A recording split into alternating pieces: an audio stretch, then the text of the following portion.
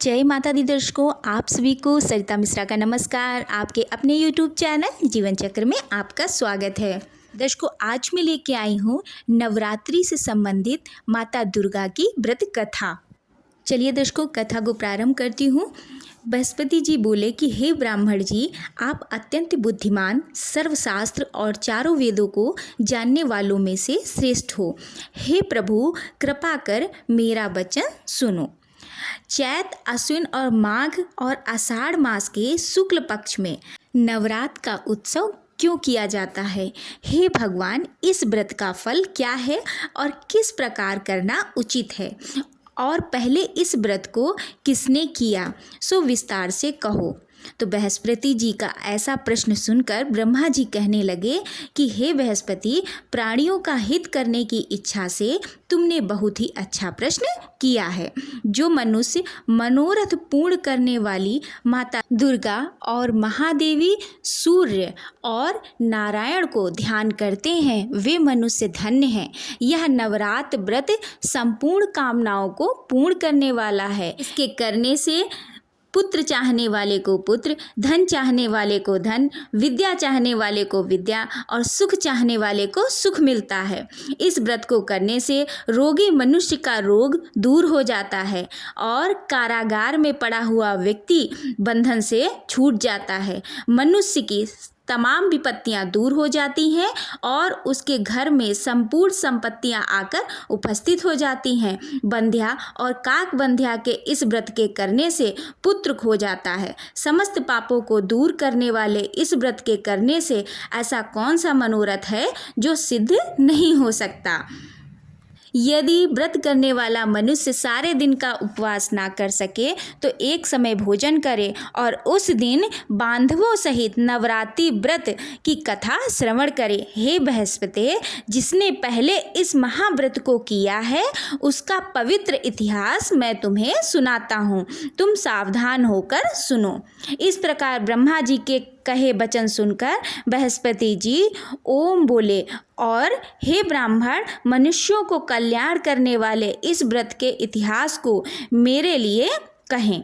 मैं सावधान होकर सुन रहा हूँ। आपकी शरण आए हुए मुझ पर कृपा करो। ब्रह्मा जी बोले, पीठत नाम के एक मनोहर नगर में एक अनाथ नाम का ब्राह्मण रहता था।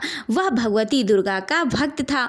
उसके संपूर्ण सद्गुणों से युक्त मानो ब्रह्मा की सबसे पहली रचना हो, ऐसी यथार्थ नाम वाली सुमति नाम की एक अत्यंत सुंदर कन्या पैदा हुई।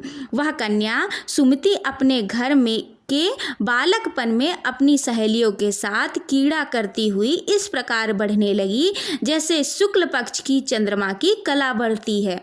उसका पिता प्रतिदिन दुर्गा की पूजा और होम किया करता था। उस समय वह भी नियम से वहां उपस्थित होती थी।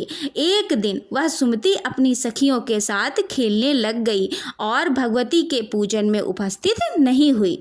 उसके पिता को पुत्री की ऐसी असावधानी देखकर क्रोध आया और पुत्री से कहने लगा कि हे दुष्ट पुत्री, आज प्रभात से तुमने भगवती दुर्गा का पूजन नहीं किया है। इस कारण किसी ऐसे मनुष्य जो कुष्ठी और दरिद्र हो उसके साथ तेरा विवाह करूंगा। इस प्रकार कुपित पिता के वचन सुनकर सुमति को बड़ा दुख हुआ और पिता से कहने लगी कि हे पिताजी, मैं आपकी कन्या हूँ, मैं आप पर सब तरह से अधीन हूँ। जैसा आपकी इच्छा हो मेरा विवाह आप कर सकते हैं। होगा वही जो मेरे भाग्य में लिखा है। मेरा तो इस पर संपूर्ण विश्वास है।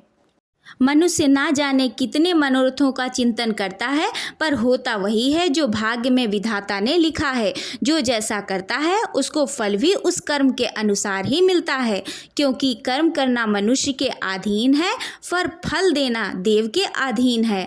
जब अग्नि में पड़े हुए तृण दी उसको अधिक प्रदीप कर देते हैं, उसी तरह अपनी कन्या के ऐसे निर्भयता से कहे हुए वचन सुनकर उस ब्राह्मण को अधिक क्रोध आया। तब उसने अपनी कन्या का एक कुष्टी के साथ विवाह कर दिया और अत्यंत क्रोधपूर्ण होकर पुत्री से कहने लगा कि जाओ जाओ जल्दी जाओ और अपने कर्म का फल भोगो, देखें केवल भाग्य के भरोसे पर रहकर क्या करती है।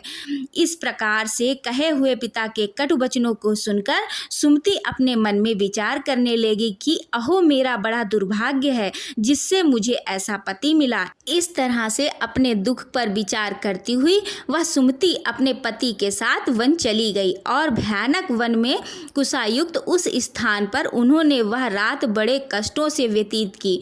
उस गरीब बालिका की ऐसी दशा देखकर भगवती पूर्ण के पूर्व प्रभाव से प्रकट होकर सुमति से कहने लगी कि हे ब्राह्मणी, मैं तुम पर प्रसन्न हूँ, तुम जो चाहो वरदान मांग सकती हो, मैं प्रसन्न होने पर मनोवांछित फल देने वाली हूँ। इस प्रकार भगवती दुर्गा का वचन सुनकर ब्राह्मणी कहने लगी कि आप कौन हैं जो मुझ पर प्रसन्न हैं, यह सब मेरे लिए कहो। अपनी कृपा दृष्टि से मुझ दीन दासी को कृतार्थ करो।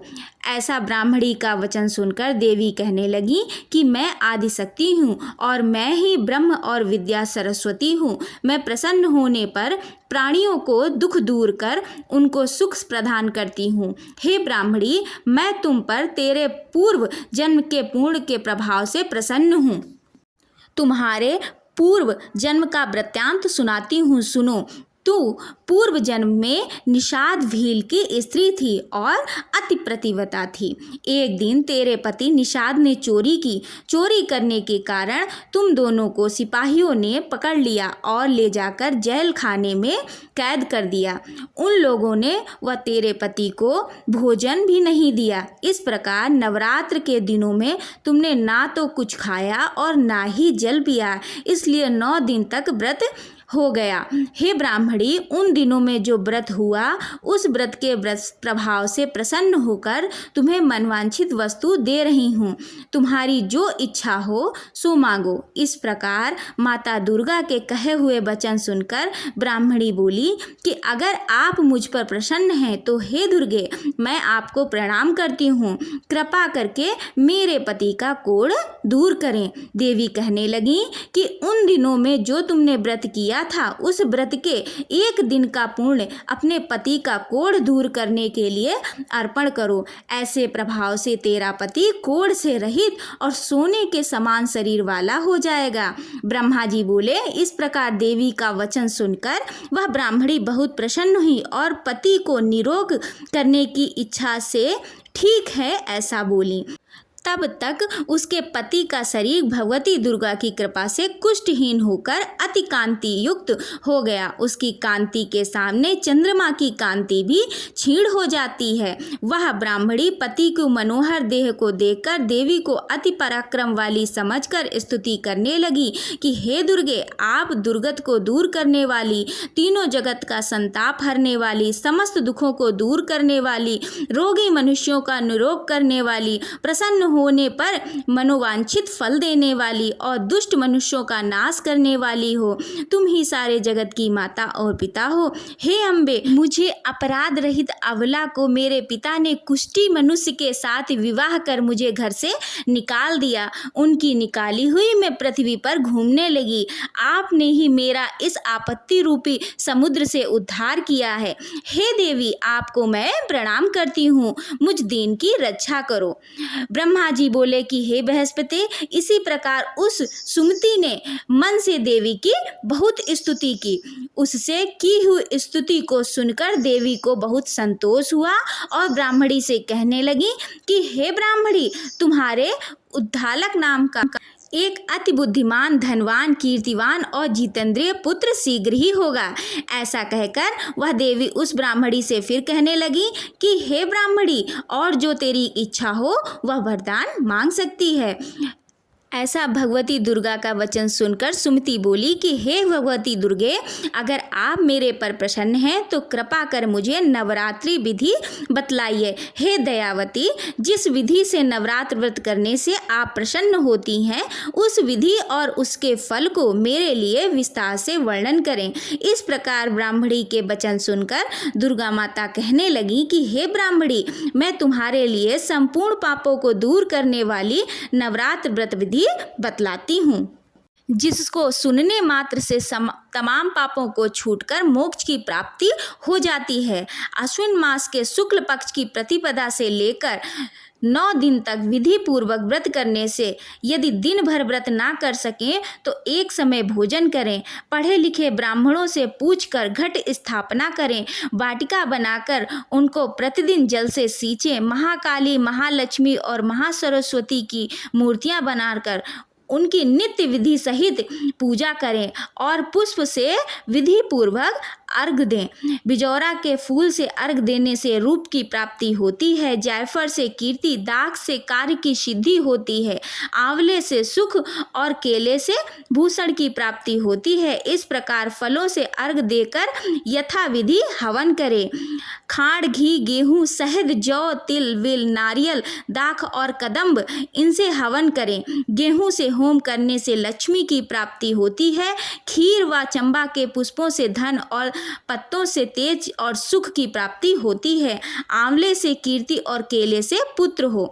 कमल से राज सम्मान और दुखों से सुख संपत्ति की प्राप्ति होती है। व्रत करने वाला मनुष्य इस विधान से होम कर आचार्य को नम्रता से प्रणाम करे और यज्ञ की सिद्धि के लिए उसे दक्षिणा दे।